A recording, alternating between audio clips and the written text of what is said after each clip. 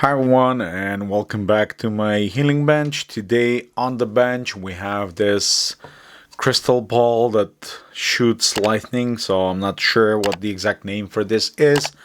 And this is USB powered and belongs to my nephew, but unfortunately, as you can see, the cable that it came with has this barrel jack on the end and a USB on the other end. So this is powered by 5 volts, but since it uses the standard barrel jack, it was by mistake connected to 12 volts and it no longer works. I'm suspecting that there is something blown inside, and today we're gonna try to open it and see if we can figure out how we can fix this together on the channel. But before we do that, I want to thank today's sponsor, which is PCBWay. If you design your own PCBs for DIY electronic projects, PCBWay is a reliable manufacturing with a lot of years of experience producing high-quality printed circuit boards for hobbyists, engineers, and companies. You can order standard FR4 boards, aluminum PCBs, flexible PCBs, and many other advanced options.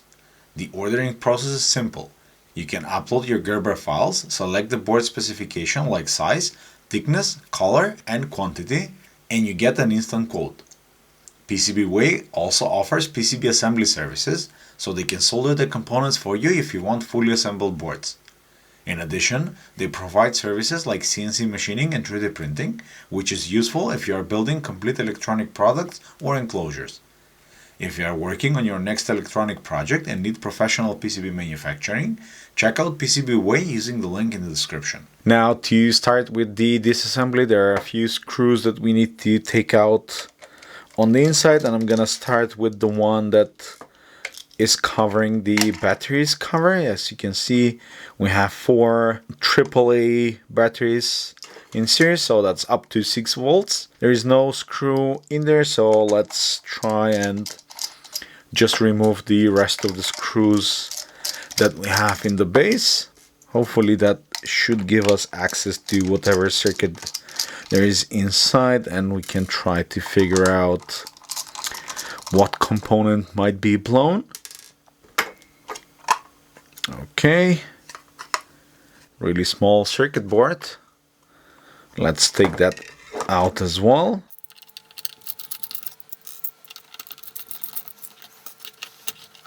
Okay, does this comes out?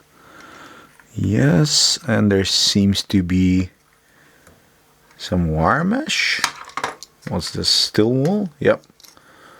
So there's a piece of steel wool that's on top of that. I guess that disperses the energy so you have lightning on all sides. And this is just a wire that comes from what seems to be some sort of a high voltage transformer.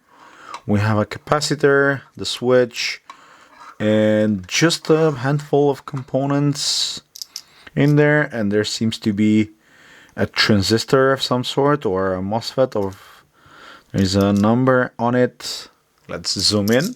Okay, so there's a number on it and it's D882. So we'll try to look that up. There's not much of components in here.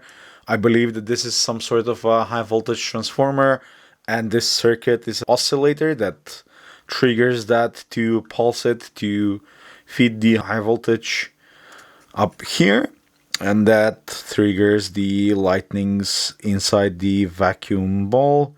There seems to be some solder residue there, but I don't think that's affecting. Let's try to measure this component here. Okay, so I put the board inside my PCB holder that you can see the video up here in the corner for, and that should hold it nicely while I'm checking. I'm currently checking for continuity, and the first thing that I'm gonna check is, yeah, I mean, this is direct short in between all of the legs, and I'm expecting this to behave more as a diode. So let's try the diode test.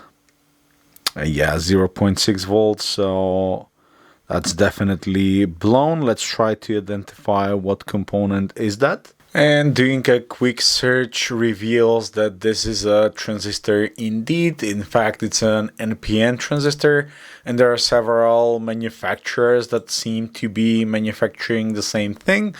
However, the most important part that I managed to notice is that its emitter base voltage is up to 6 volts, and I know for a fact that this was connected to 12 volt, and I believe that this is what triggered the transistor to fail. Now, unfortunately, I'm not able to source this transistor locally unless I wait for a long time to get it ordered from China, but I managed to source a similar version of it, the 2SD882, which in fact has the same parameters and the same ratings. It has a slightly less rating here, 5 instead of 6, but everything else seems to be quite well. So in fact, I'm gonna try to use this one instead. There's plenty of room within the case where we can house it, and I think that it should work. Now let's try to replace it. Now, because the two components are of a very different pinout, we need to figure out which of the legs will be connected where. And for that, we're gonna consult the two datasheets. On the left, we have the one for the component that is already in the board, and we can see that base is on here. It's displayed on the left, but the component that we have is actually oriented the other way around, the way we have oriented the board. So it's gonna be the one on the far right here. So that's the base. In the middle, we have the collector, and on the left side is the emitter. And if we take a look at the other package, we're gonna see that as we have it here, the one is the base, so it's on this side, similar to how we have it on the SMD version. 2 is the collector, and it's in the middle. That matches as well. And 3 is the emitter, and that also matches. So we're gonna need to have this soldered like so, and I'm gonna try to see how I can bend the legs to have this sitting on the board without causing any alignment issues with the cover.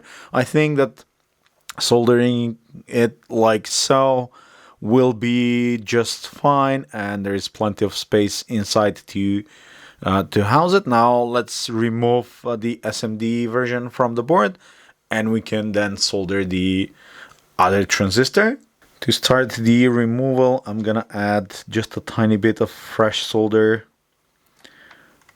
to the legs, so the heat is distributed more evenly. You can see that got desoldered immediately. Let's take it to the side and make sure that we have these pads clean, and they seem to be so. Now I'm gonna add just a tiny bit of solder to each of the legs of the other transistor, so I can more easily solder it in place. Okay, that even if it's being pressed, that is still on the same leg. I'm gonna try to move it just a touch to the right.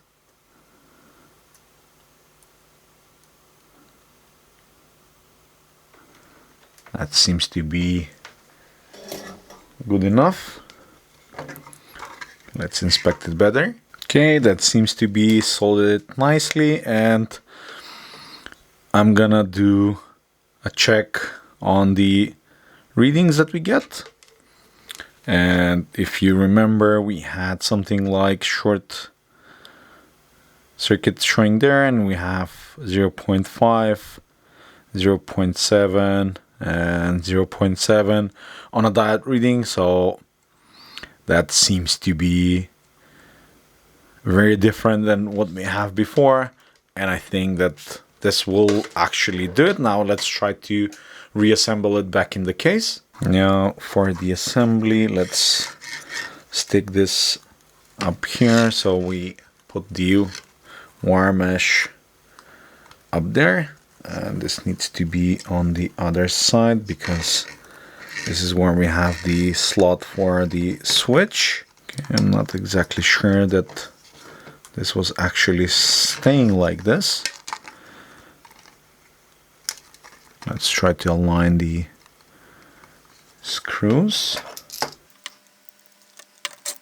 The first one is in. I'm gonna add the second one as well, but we seem to have a problem because now the transistor is interfering with the plastic part and this cannot go all the way to the front. I'm gonna try to bend the legs outwards. Yeah, see if that helps. Okay, so that wasn't perfect. I actually managed to rip out one of the pads when I tried to bend the legs, so I unsoldered it, shortened the legs, and I soldered the leg that I ripped out to where it was connecting before. So in theory it should all be connected now, and I have all of this secured. I'm gonna return the cover as it was, and let's put this jack where it belongs in its space. Try to cover everything and align it properly. That seems to be well. Now let's add the screws and we'll give this a test to see if it's gonna work. Now, unfortunately, as you can probably already tell, that did not work. Now, there is a small current that's being triggered when we power this on. So I'm gonna power the power bank, turn it on. There's about 1 milliamp of current that goes slightly up if I try to ground the probe here. But I think, and there's probably someone watching that knows better, but I think that there's a problem within that black box inside. Probably one of the windings is actually broken because I could not get it to oscillate properly. And I tried to measure different places there. I have no idea what it does, and there's just a connection between these 2 points that are connected together, and I think that's just like a bridging or a common connector to part of the winding that go on the other side, but I can get no reading on any of those. So if you have any idea what that black box is and how it operates, let me know down in the comments. I'm gonna declare this as a failed attempt to repair this globe, this plasma ball, but unfortunately it didn't work out, and it's beyond my understanding of oscillator and what's inside this black potted component. In any case, it was fun exploring. At least we identify a transformer that was broken, but replacing it didn't fix the device. I'm gonna put this one in the failed repairs playlist if you want to check that out as well. There's also this playlist here that you can check out with all of my successful repairs. And I'm gonna see you all in the next one. Cheers!